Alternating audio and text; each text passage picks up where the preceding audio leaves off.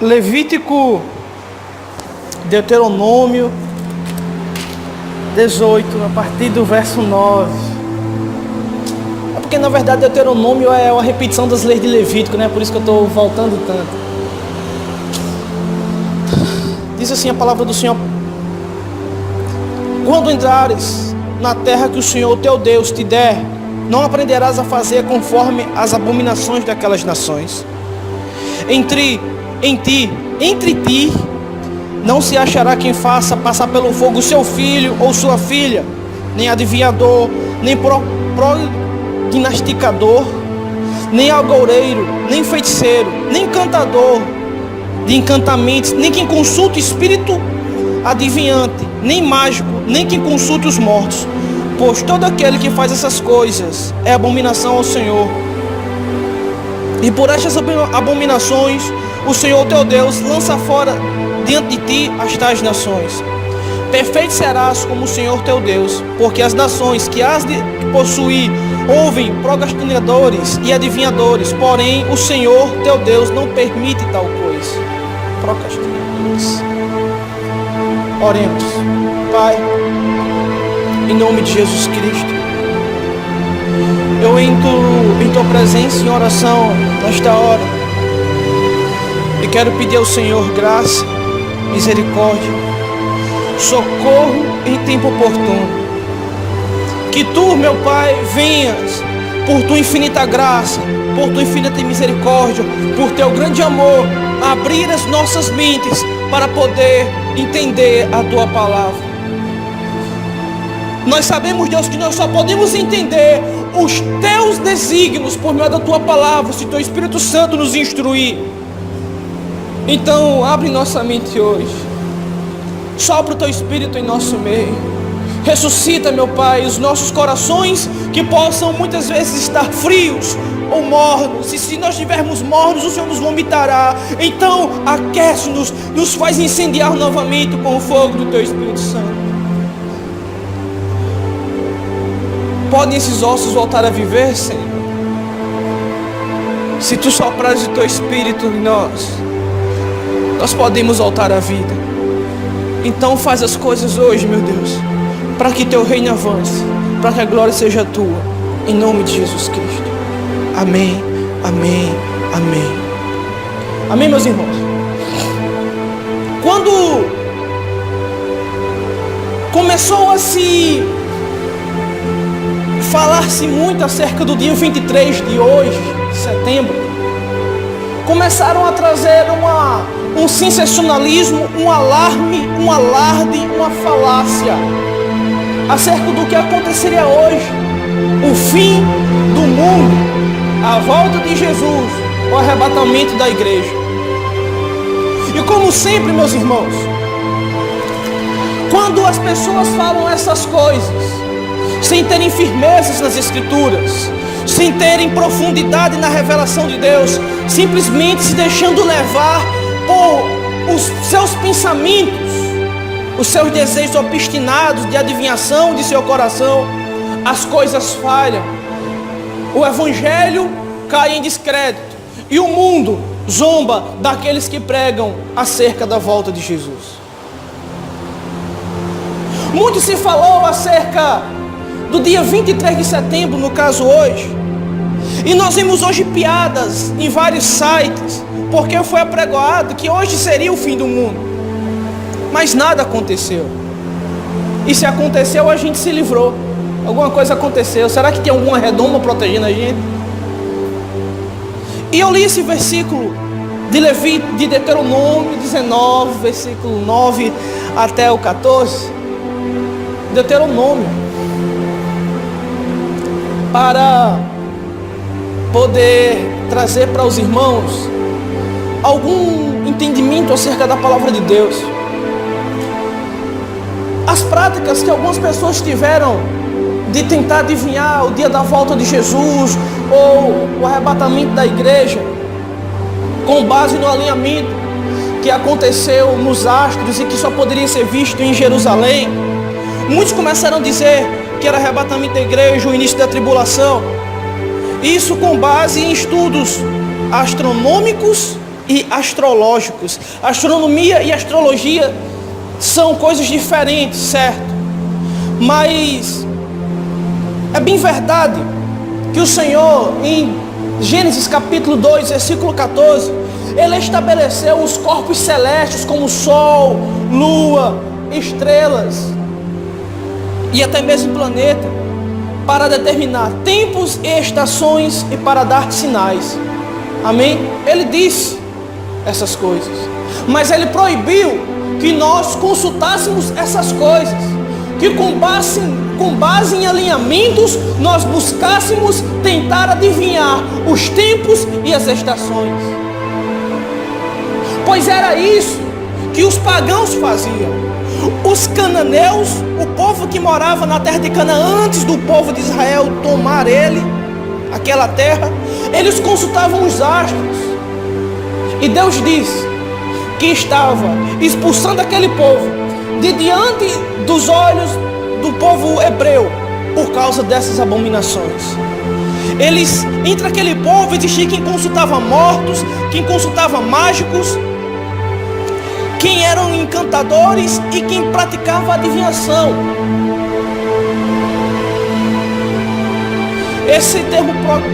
Esse nome difícil, prognosticadores, era quem consultava astros para obter coisas acerca do futuro. E todas essas coisas, elas são abomináveis a Deus. E infelizmente, as abominações das nações entrou no meio do povo de Deus, da igreja, que deveria ser perfeita, sem mancha e madura, que por falta de conhecimento bíblico se deixa levar por todo tipo de doutrina. Quando nós lemos Hebreus capítulo 5, nós vemos o escritor de Hebreus repreendendo os hebreus pela falta de consistência bíblica que aquelas pessoas tinham, e por causa disso eram pessoas imaturas, irmão Felipe, e se deixavam levar por qualquer coisa que falassem. Quando Paulo escreve em Efésios capítulo 4, a partir do versículo 11, ele fala que o ministério apostólico, profético, pastoral, evangelístico e doutrinário dos doutores, eles serviriam para edificar a igreja, para que ela crescesse até se tornar na estatura perfeita do varão perfeito, que é Cristo. Ou seja, a igreja deve ser madura na palavra de Deus, assim como Cristo era. Mas hoje é muito mais fácil ouvir pessoas falarem do que buscar conhecimento na palavra de Deus para aprender a palavra de Deus. Afinal, meu irmão, não se escandalize com o que eu vou te dizer, mas ler a Bíblia é chato quando se lê com a carne. Porque quando se lê com o coração aberto, teu coração arde ao ver as coisas que Deus ordenou que os seus servos escrevessem para revelar para nós acerca das coisas futuras. Amém? Então gostaria um pouco de dar a minha visão acerca do que está acontecendo nesta hora e acerca do sinal de Apocalipse 12, que muitos estão falando muitas coisas. Eu quero dar a minha visão com base bíblica. Você não precisa ter como verdade aquilo que eu falo. Afinal, Paulo ele diz que nós devemos examinar tudo e reter o que é bom. João ele diz que nós devemos examinar os espíritos para saber se eles vêm de Deus. Ou seja, tudo que eu falar, você deve colocar à prova para saber se enquadra com a palavra de Deus ou não. Se não se enquadrar, descarte o que não presta, mas retenha o que for bom. Amém? Em primeiro lugar,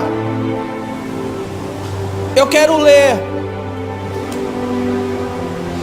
Mateus capítulo 24. Mateus capítulo 24.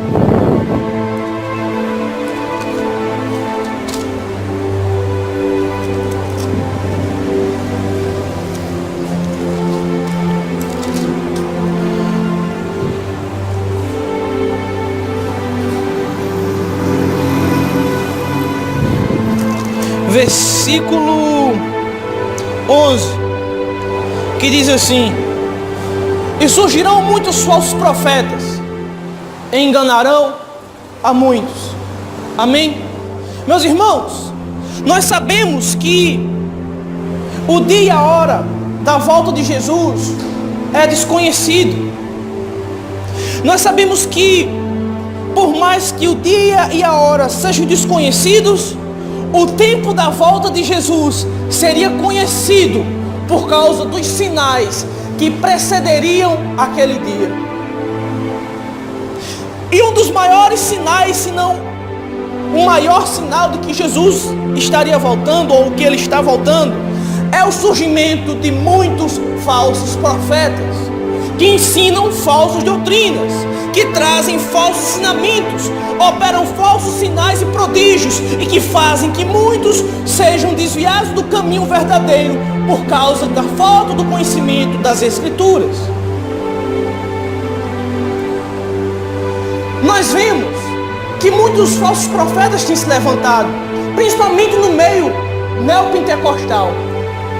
Eu posso citar Silas Malafaia, que se tornou um falso profeta. Começou bem, terminou mal.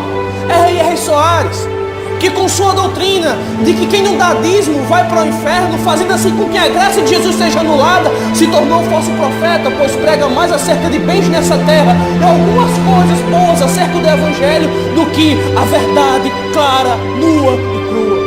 Valdemiro Santiago, que acha que é o bambambam, que tem poder de amaldiçoar e abençoar, e essa semana ele falou que até a água sobejada que ele bebe tem poder para curar enfermos. E por que Marcelo Rezende, ao qual ele profetizou a cura dele, não foi curado? Às vezes eu creio que Deus permitiu a morte do Marcelo Rezende para desmascarar os falsos profetas que profetizaram cura, e a cura não aconteceu. Agenor Duque, tantos outros que têm pregado uma falsa doutrina da prosperidade. Mas, sem falar na falsa doutrina da prosperidade, também existem pessoas que nesta hora, neste tempo, agora, estão introduzindo doutrinas de adivinhação acerca de dia, ou não dia ou hora, mas o tempo em que Jesus há de voltar. Nós vimos que com base nisso, se cumpre Mateus capítulo 24, versículo 11, quando pessoas precipitadas em seus corações formulam doutrinas, trazendo engano, fazendo com que o evangelho caia em discreto, que muitas pessoas se desviem, deixando de crer na verdade das Escrituras. Então, meu irmão, eu creio que desde 2000, na verdade, desde 1824, quando os adventistas tentaram adivinhar a volta de Jesus, que as coisas começaram a ficar feias. Se eu não me engano, 11 de outubro, 11 de novembro de 1824, os adventistas disseram que Jesus voltaria. E ele voltaria na região dos Estados Unidos, que existe uma montanha que chama-se Montanha da Vinda, uma coisa assim. É um nome mais técnico, mas que fala acerca da vinda. E essa profecia não se cumpriu. Da virada dos anos 90 para os anos 2000, o mundo ia se acabar, e o mundo não se acabou. 2004, o mundo ia se acabar, o mundo não se acabou. 2012, o mundo ia se acabar, e o mundo não se acabou. 2017, 23 de setembro, o mundo ia se acabar, e não se acabou. O pior de tudo é que existem pessoas cristãs que defendem tais visões com unhas e dentes e ainda pegam bases bíblicas que aparentemente fazem sentido, mas na verdade, um texto fora de contexto é um pretexto para uma heresia. E as pessoas, quando elas isolam um texto e formam uma doutrina, existe uma grande probabilidade daquela doutrina ser falsa, aquela doutrina ser herege, por falta de contexto que nela existe. Então, eu gostaria de deixar claro para os irmãos em duas escrituras. Eu queria ler primeiramente Atos capítulo 11. Se os irmãos tiverem dificuldade em manusear, apenas ouçam o que eu vou falar, mas guardem isso em seus corações. Atos capítulo 11.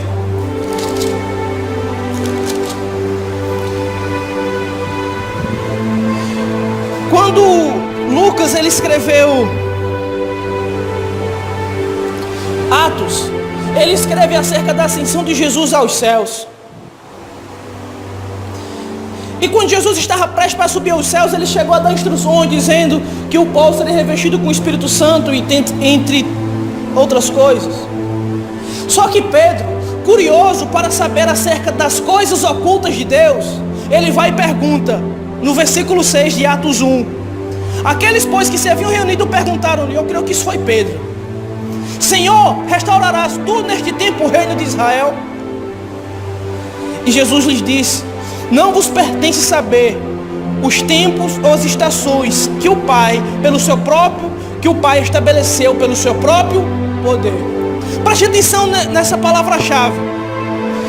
Não vos pertence saber os tempos e estações que o Pai estabeleceu. Essa palavra estabelecimento aqui dá a ideia de que já está determinado. Tempos e estações determinadas para que Deus possa executar os seus planos. Amém? Meus irmãos, alguns meses atrás, eu estava lendo um livro chamado Seder Olam Rabbah, que é um estudo sistemático acerca do calendário e os acontecimentos proféticos. E o indivíduo chamado Activá, ele querendo saber quem era o Cristo, ele traçou esse calendário e ele começou desde os dias de Adão. Só que o que acontece? Algo misterioso acontece quando ele começa a fazer os cálculos desde Daniel, capítulo 9, até o nascimento de Jesus. E sabe o que aconteceu? Os cálculos deles, por causa das profecias, coincidiam exatamente com o nascimento de Jesus, o período da sua morte, e isso indicava que ele era o Messias. Então isso indica que Deus, segundo sua palavra, quando ele fala, ele estabelece estações e tempos determinados. Desde de Daniel até Jesus, eu creio que se passaram aproximadamente 300 anos. Deixa eu verificar essa informação.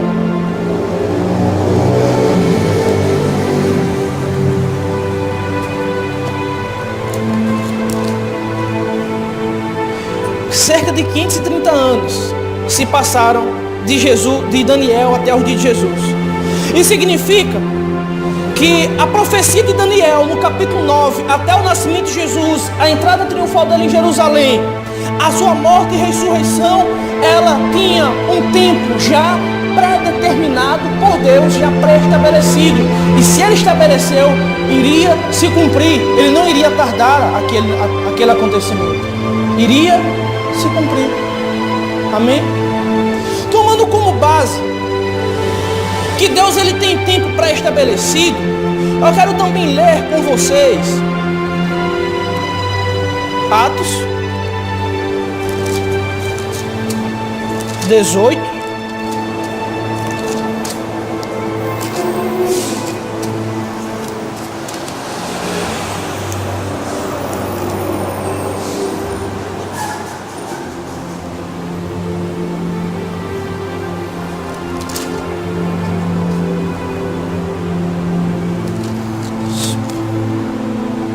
só um momento, meus irmãos, deixa eu encontrar aqui a referência.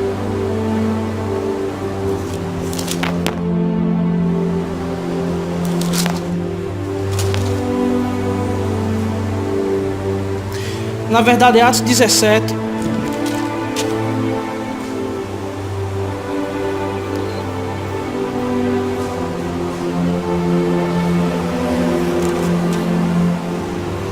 Versículo 30. Diz assim: mas Deus, não tendo em conta os tempos da ignorância, anuncia agora a todos os homens em todo lugar que se arrependam. Versículo 31 diz: porquanto tem determinado um dia em que com justiça há de julgar o mundo, por meio do varão que destinou. E disse: deu certeza a todos, ressuscitando dos mortos. Perceba a introdução do versículo 31. Porquanto já tem determinado um dia. E significa que aquele dia de Deus julgar os homens já está estabelecido. Amém? Eu quero ler ainda outra referência bíblica. Agora essa em Apocalipse. Uma coisa que eu aprendi, meus irmãos, é que quando nós falamos algo, segundo a lei de Moisés, a Bíblia fala que para que aquilo seja tido como verídico, aquilo deve ser apoiado com base em 2 ou 3 testemunhas. Eu já citei, pelo menos aqui, 2 referências bíblicas que falam acerca de tempo determinado. Agora eu quero ler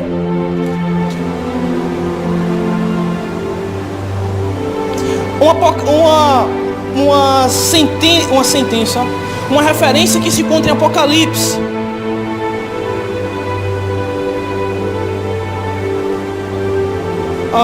Agora me falha a memória em qual capítulo se encontra, mas eu quero citar ela e eu quero que vocês leiam em casa. Isso está entre Apocalipse capítulo 7 e capítulo 10. Quando João ele fala acerca de uma estrela que cai do céu, e esta estrela tem a chave do abismo. Quando ela cai, o abismo se abre, e desse abismo saem vários demônios, e ele descreve como é que são esses demônios, certo? E quando ele descreve esses demônios, ele diz que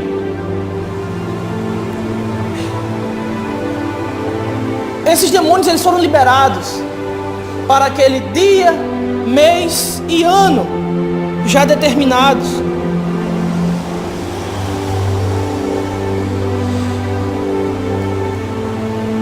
Com base nisso, meus irmãos, eu gostaria que vocês tivessem em mente uma coisa: é que Deus, Ele já determinou tudo, absolutamente tudo o que há de acontecer. É como se Deus, Ele tivesse, não como se Ele tivesse, mas Ele tem uma linha do tempo que é traçada por princípio, meio e fim. O princípio foi determinado, o meio foi determinado, o fim já foi determinado. E Ele, como o escritor de toda a história, Ele não altera aquilo que Ele escreveu.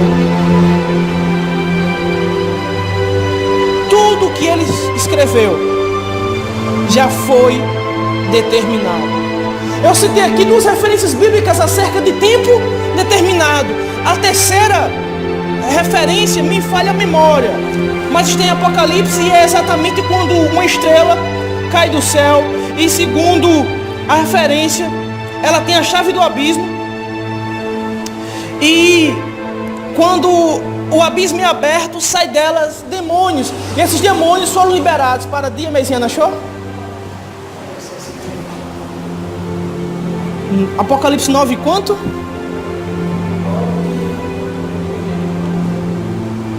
Pronto, obrigado, Filipe, mas é nesse versículo mesmo. Apocalipse 9, versículo 15, obrigado, meus irmãos, por me ajudarem. Diz assim: e foram soltos 4 anjos que estavam preparados para a hora, dia, mês e ano, a fim de matarem a terça parte dos homens. Perceba que Deus, Ele tem tempo determinado para estabelecer os seus propósitos, ou executar os seus propósitos. Amém? Então, o que é que isso tem a ver com o dia 23, Pedro? Se as pessoas tivessem conhecimento bíblico, elas saberiam que o arrebatamento, a segunda vinda de Jesus, não tem nada a ver com o que se falou na internet. Para que nós possamos entender, meus irmãos, e eu vou dar a minha visão bíblica acerca disso, é que quando João teve essas visões, nós temos que ter ideia de uma coisa: ele teve essas visões dentro do céu. Qual é a base bíblica disso, Pedro? Apocalipse capítulo 4.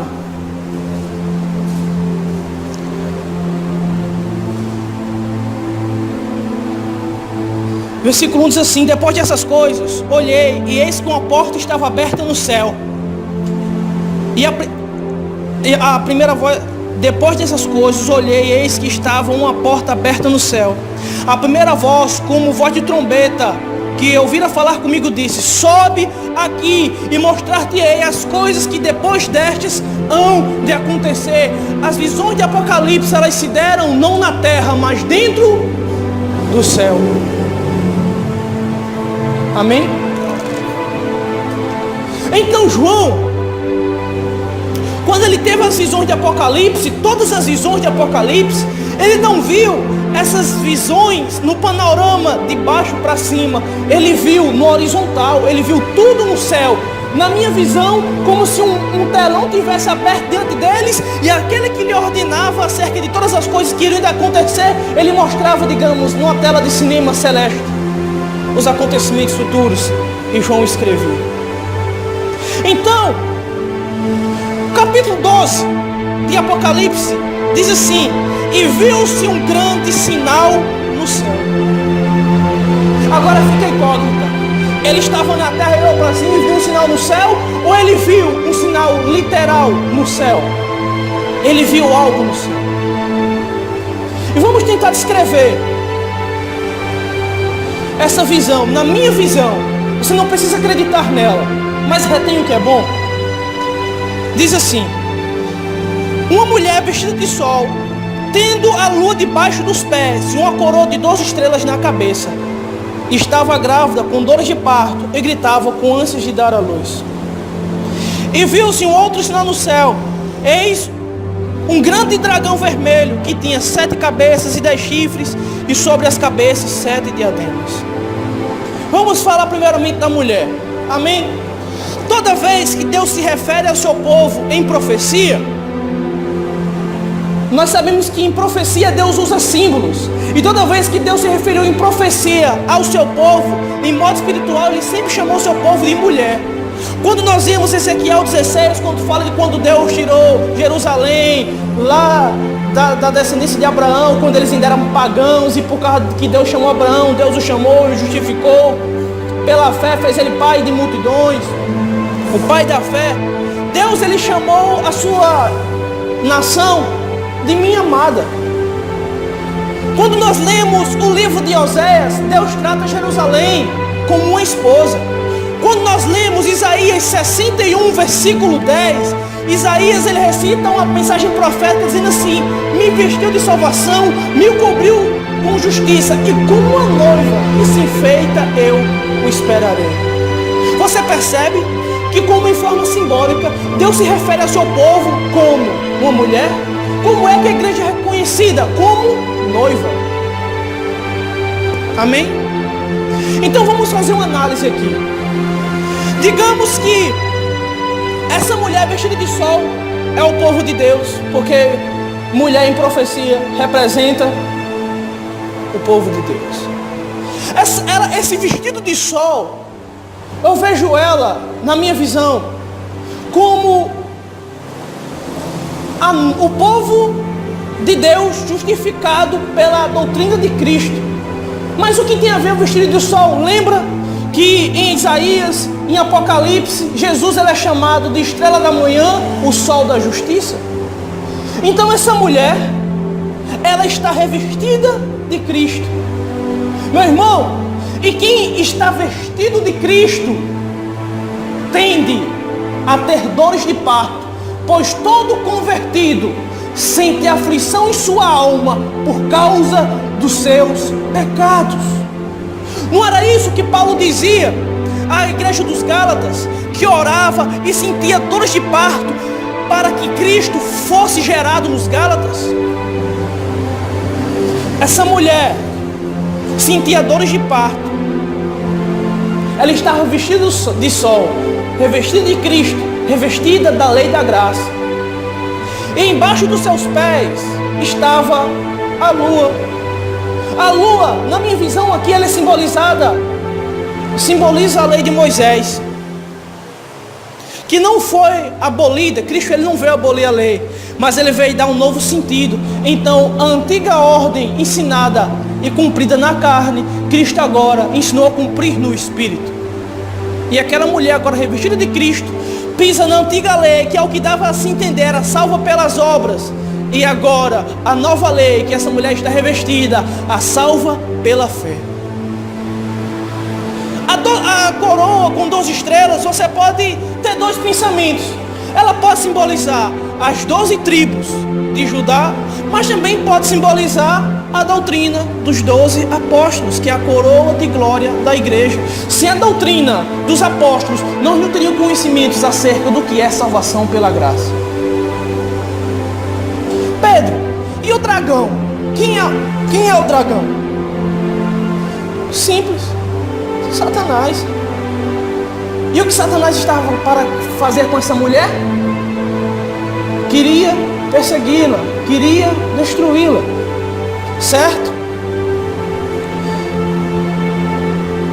Eu não quero entrar em outras visões escatológicas acerca disso, mas perceba que após o menino, que aqui nesse texto representa Jesus, e essa mulher estava tendo Jesus sendo formado em seu caráter, após uma grande batalha no céu, e você perceba que no versículo 7 de Apocalipse 12, Daniel diz: e houve batalha no céu. Miguel e os anjos batalhavam contra o dragão, e Miguel e seus anjos batalhavam contra o dragão, e batalhavam o dragão e os seus anjos, mas não prevaleceram, nem mais o seu lugar se achou nos céus. E foi precipitado o grande dragão, a antiga serpente chamada Diabo, que engana todo mundo. Ele foi precipitado na terra, ele e seus anjos foram lançados com ele. E ouvi uma grande voz que dizia: agora é chegada a salvação, a força e o reino do nosso Deus, o poder do seu Cristo, porque já o acusador dos nossos irmãos é derribado, no qual diante de nossos olhos acusava de dia e de noite. Eles venceram o dragão pelo sangue do Cordeiro e pela palavra do seu testemunho, e não amaram sua vida até a morte. Pelo que alegrai-vos, ó céus, e vós que nele habitais, ai dos que habitam na terra e no mar, porque o diabo desceu a vós e tem grande ira, sabendo que o seu tempo já é pouco. Preste atenção nisso, sabendo que o seu tempo já é pouco. Ele sabia que o tempo determinado para a sua destruição havia chegado. Eu não quero entrar em cerca de algumas coisas aqui que eu ainda não entendo, porque o livro de Apocalipse, ele é muito enigmático, é como se fosse um quebra-cabeça, ele é misterioso. Mas você perceba, meus irmãos, que esse dragão, ele é expulso dos céus, e quando ele é expulso dos céus, ele vem para perseguir o povo de Deus, representado por essa mulher. E essa mulher, ela representa os judeus em parte, porque na tribulação também aqueles que não aceitarem a marca da besta serão perseguidos pelo dragão. E sabe por que eles serão perseguidos pelo dragão? Porque pela palavra do testemunho do remanescente de Deus, muitos crerão que Jesus é o Messias, por causa dos sinais que haverão. Os sinais haverão. E quando o dragão viu que foi lançado na terra, perseguiu a mulher que deu a luz ao dragão. Quem é que estava formando Cristo? O povo de Deus. Quando o povo de Deus, ele se converte de verdade, sente dores, como contrações de parto, porque isso é o modo que Deus trabalha, convencendo o homem de seu pecado, fazendo com que ele anseie pelo perdão dos seus pecados, pela libertação do seu pecado, até que Cristo seja formado em seu caráter, até que Cristo seja visto em seu caráter. E essa mulher, após ter dado a luz a Cristo, agora ela passou a ser perseguida por causa do testemunho que eles davam acerca de Cristo. Não é isso que diz no versículo anterior?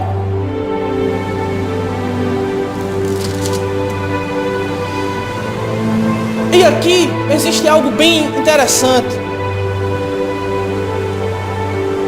No capítulo 12, no versículo 14, diz assim: foram dadas à mulher 2 asas grandes de águia para que voasse para o deserto, ao seu lugar, onde é sustentada por um tempo, tempos e metade de um tempo, fora da vista da serpente, que representa Satanás. Meus irmãos, vamos voltar para o Êxodo. Amém? Vamos voltar para o Êxodo. Vamos dizer que Satanás é representado por Faraó no Egito. E Deus lembrou da promessa que fez ao seu povo, que eles herdariam a terra de Canaã. E no tempo determinado, Ele resolve libertar o seu povo para tomar posse da terra que prometeu a Abraão, a Isaac e a Jacó. Amém? Quando nós lemos o livro de Êxodo, essa referência você vai encontrar lá em Êxodo. Deixa eu ver aqui uma coisa. Êxodo 19.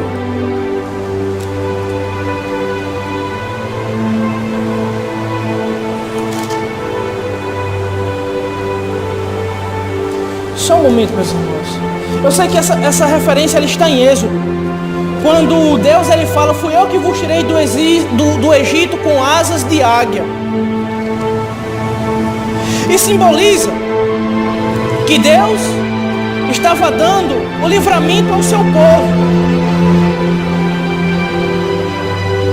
19:4. Êxodo 19, versículo 4. Ainda bem que eu tenho pessoas que leem a Bíblia, viu? Para me lembrar quando eu falho. Sinal que vocês estão estudando a Bíblia e estão afiados. Obrigado. 19:4 diz assim: vós tendes vistos o que fiz aos egípcios, como vos levei sobre asas de águia e vos trouxe a mim. Amém? Irmãos, você percebe que o que acontece em Apocalipse 12 é semelhante ao que aconteceu em Deuteronômio 19. Deus estava tirando o povo da terra do Egito e levando até o deserto. Nós sabemos que quando o anticristo ele se revelar e se disser Deus, ele vai transformar Israel no centro da adoração pagã do mundo. Pois nós lemos no versículo 11, no capítulo 11 de Apocalipse, que as 2 testemunhas são mortas na cidade na qual o seu Salvador foram mortas, e a cidade passou a ser chamada de Sodoma, creio que por causa da injustiça, e de Egito, por causa da idolatria. E Deus, para preservar o seu povo escolhido, tira eles da Sodoma e Egito espiritual e leva-os para o deserto, para longe da serpente, para longe da perseguição. Amém?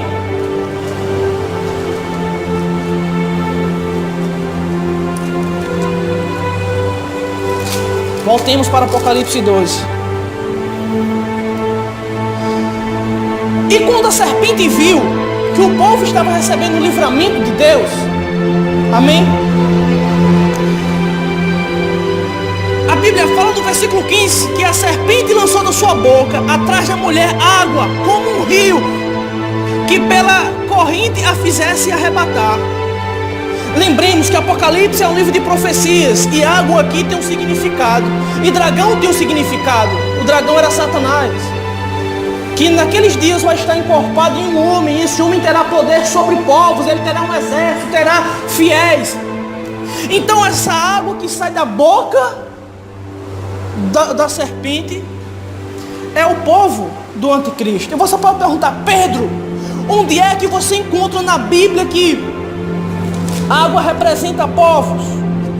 Quando nós lemos Apocalipse 17, quando fala acerca da interpretação da grande prostituta, ela está sentada sobre muitas águas, e o anjo em seguida diz: as águas são línguas, povos e nações.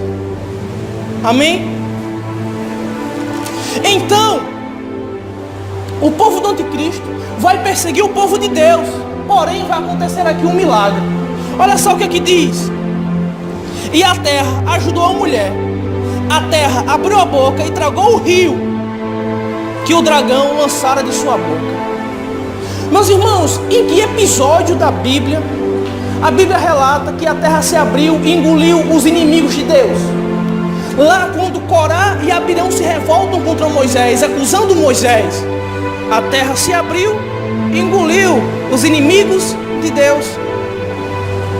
Lembra quando o Mar Vermelho se abriu diante do povo de Deus e o povo de Deus passou? Mas quando o faraó, ou pelo menos os exércitos de faraó, tentaram passar, o mar se fechou? Aqui acontece o inverso.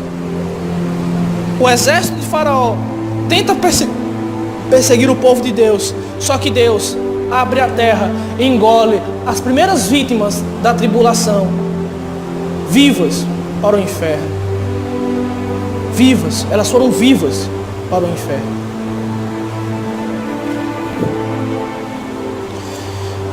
E o dragão irou-se contra a mulher e foi fazer guerra ao resto da sua semente, que guardam os mandamentos de Deus e tem o testemunho de Jesus Cristo. Encerra aqui acerca de Apocalipse 2. Será que se as pessoas lessem a Bíblia, entenderiam que esse sinal que João descreveu não era simplesmente astros? Ele em nenhum momento fala acerca de estrelas, a não ser quando fala da coroa. Vou dar um exemplo para você. Como em profecia, estrelas muitas vezes podem simbolizar anjos ou pessoas. Quando Abraão foi chamado por Deus, Deus disse: Abraão, olhe para as estrelas e veja se você pode contar. Assim será a sua descendência. Quando nós lemos Daniel capítulo 12, quando fala acerca do livramento que Deus dará ao seu povo na tribulação, que a terra vai viver, a Bíblia fala que os mortos ressuscitarão e os sábios também serão levados no livramento. E Daniel diz: e eles brilharão para sempre e eternamente, como as estrelas do céu. Como era o apelido de Satanás quando ele era um anjo? Estrela da manhã. Você vê aqui João falar acerca de estrela em algum momento?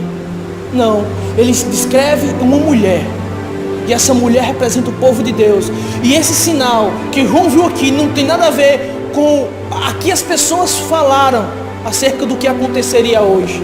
E certamente o reino teve muito prejuízo com essa falsa doutrina. A mídia agora faz chacota. As pessoas fazem cálculos. Jesus vai voltar hoje.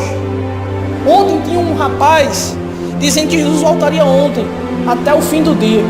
Espalhou esse texto para todo mundo no Facebook. E uma irmã veio desesperada até mim, pediu uma explicação. E eu expliquei para ela algumas coisas. Aí hoje eu perguntei para ela: e aí? Aconteceu alguma coisa aí na sua terra? Porque aqui contou do mesmo jeito. As pessoas estão sendo agora induzidas ao erro, como Timóteo falou, e ensinarão doutrinas de demônios. Esse sinal aqui, meus irmãos, ele vai acontecer. Ele vai acontecer. Quando? Eu não sei, mas tem um dia determinado. Eu sei que se dará na tribulação. Ao que dá para entender, se dará quando o anticristo se manifestar. Mas por que as pessoas ensinaram a falsa doutrina agora? É um juízo de Deus para provar os corações dos verdadeiros crentes. Você acha que os falsos profetas estão aí por engano? Como eu estava falando com o Felipe há alguns minutos atrás, existe muito testemunho de Jeová, gente boa, existe muito mormon, gente boa, e isso dá a entender que a salvação não vem pelas obras. Então perceba que o coração dessas pessoas estão sendo enganadas por doutrinas de demônios, porque não querem conhecer verdadeiramente a palavra de Deus. As pessoas que são discípulos dos falsos apóstolos, dos falsos pastores, que agora estão liderando uma teologia da prosperidade no Brasil, apenas prometendo casamento, casa, mulher e dinheiro. Os tais não estão sendo enganados, pois o apóstolo Pedro disse que nos últimos dias surgiriam falsos ensinadores que fariam da fé do povo um meio de comércio. R.R. Soares diz: vem aqui e compre o seu sabão do lavandeiro. Edir Macedo diz: vem e compre sua rosa ungida. Valdemiro Santiago vem de Armeia, que diz que onde você pisar, você vai conquistar aquilo. Rapaz, acho que tem muita gente comprando aquelas meias de R$150. Já imaginou onde você pisasse, você seria dono de tudo? Se isso acontecesse, eu acho que quem comprou aquelas meias, que faz parte daquela igreja aqui em Poços Ferros, certamente já andou de lá para cá, de lá para cá, de ir de volta, um monte de vezes usando a meia. Mas será que conquistou pelo menos um espaço desse calçamento ou desse asfalto aí? Já imaginou se um doido disser, conquistei esse espaço aqui, aí vem as autoridades competentes, você está ficando doido, isso aqui é do governo, meu filho. Eles estão sendo enganados, mas eles não são inocentes, porque eles estão sendo engodados pela sua própria barriga, o seu desejo da carne. Deu para entender acerca da explicação que eu quis dar acerca de Apocalipse, capítulo 12? Meus irmãos, este dia está determinado. Deus não vai fazer nada antes e nem depois, Ele vai fazer no tempo determinado. Para terminar, eu quero ler 2 Tessalonicenses, capítulo 2, diz assim: porque vós, irmãos, bem sabeis. Perdão, irmãos, eu estou lendo aqui 1 Tessalonicenses. 2 Tessalonicenses capítulo 2 diz assim: ora, irmãos, rogamos-vos pela vinda do Senhor e a nossa reunião com Ele.